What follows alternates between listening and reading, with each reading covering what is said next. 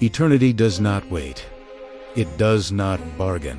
It does not whisper warnings in the dark, it simply is. And when the breath of life departs, what remains is not the echo of our deeds, but the silence of our choices.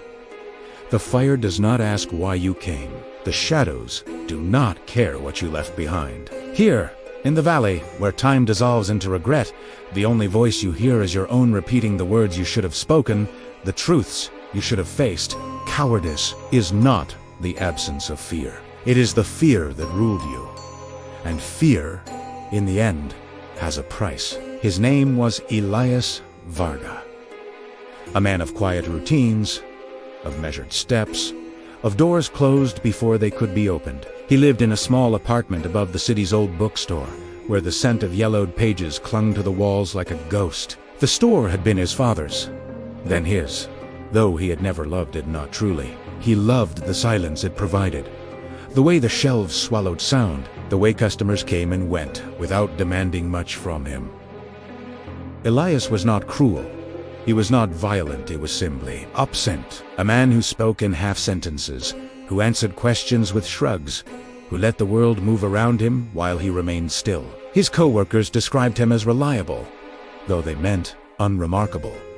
His neighbors barely knew his name, even his few friends had long since stopped inviting him places. Tired of his excuses, his hesitation, his way of disappearing into the background like a shadow retreating from light, but there was one thing Elias feared more than the judgment of others: the weight of his own mistakes. Years ago, he had made a grave one end rather than face the consequences. He had buried it.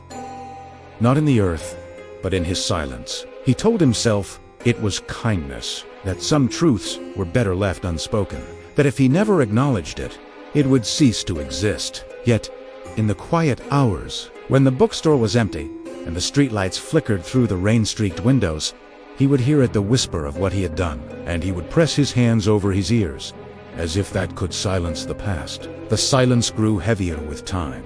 It settled in his chest like a stone, pressing down until even breathing felt like a labor. His sleep was no longer rest, but a battleground. Dreams, vivid, relentless. In them, he stood before a door, his hand on the knob. Unbind it, a voice called his name. But every time he turned away, his few remaining relationships frayed. His sister, Clara, reached out, her letters growing more urgent. "Elias, we need to talk. Please. It's been too long."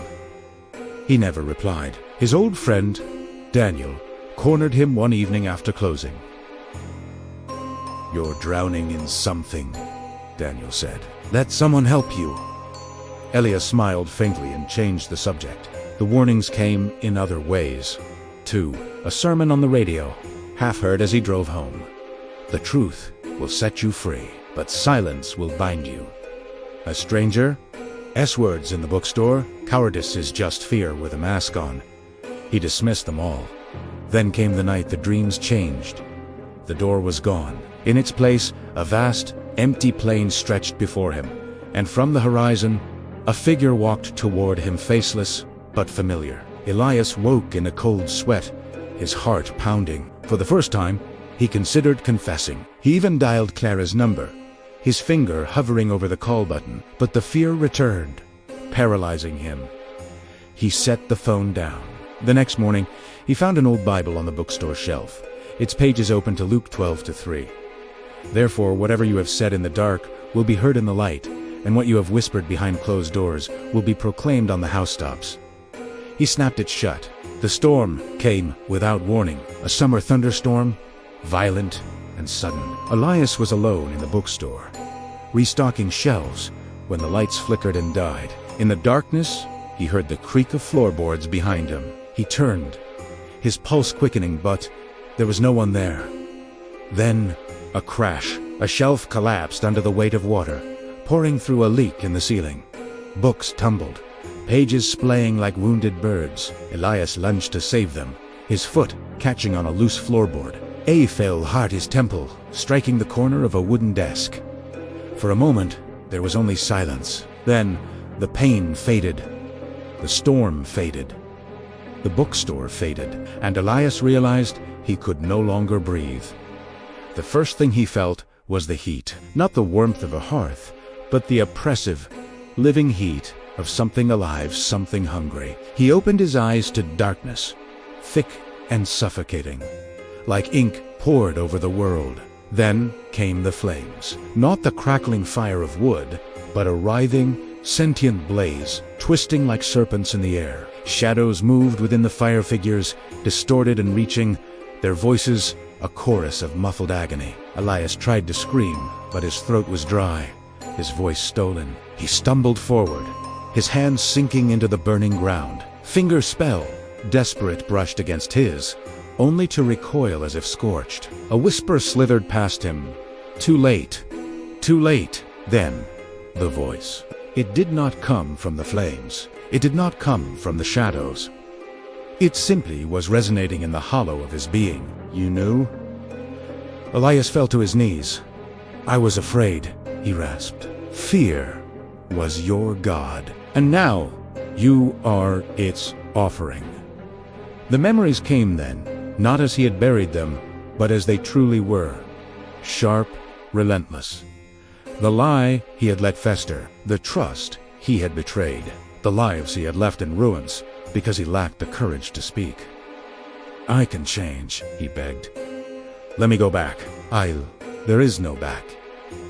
The flames surged higher, their light casting no warmth, only the terrible clarity of truth. Elias saw them then. Faces of those he had failed. Their eyes did not accuse. They simply knew, and in their knowing, he understood the depth of what he had lost. He curled into himself, the weight of his cowardice pressing him into the burning earth. I could have stopped it, he whispered. I could have spoken. The voice did not answer. It didn't need to. Around him, the valley stretched endlessly, a graveyard of choices. He thought of Clara, of Daniel, of the stranger in the bookstore, of the sermon on the radio. He thought of the door in his dreams, the voice calling his name. He had turned away. Again. And again. And now. The door was gone. A scream built in his chest, not of pain, but of realization. He wanted to warn them. He wanted to shout to the living, don't be silent. Don't be afraid. But his voice was ash, his warnings lost in the endless lament of the damned. The flames embraced him, not as punishment, but as consequence. He had chosen silence, and silence, in the end, had chosen him. Cowardice is a slow death. It does not announce itself with fanfare or fury. It slips in quietly, a shadow at the edge of your vision, a whisper in the dark. It tells you that silence is safety, that avoidance is peace. But there is no peace in the grave of unspoken truth. Death does not wait for us to be ready. It does not ask if we have made amends, if we have found our voice, if we have finally gathered the courage to face what we have done. It simply comes, and what remains is not the weight of our fears, but the absence of our courage. Elias stood at the edge of eternity, and found it was not God who had abandoned him, it was he who had abandoned God. One silent choice at a time. The road to redemption begins with a single step, but it must be taken before the night falls. If these stories resonate with your soul, stay with us. The light is still within reach. Next, we walk with a man who built his life on Liz and Till. The truth found him in the dark. The House of Mirrors awaits.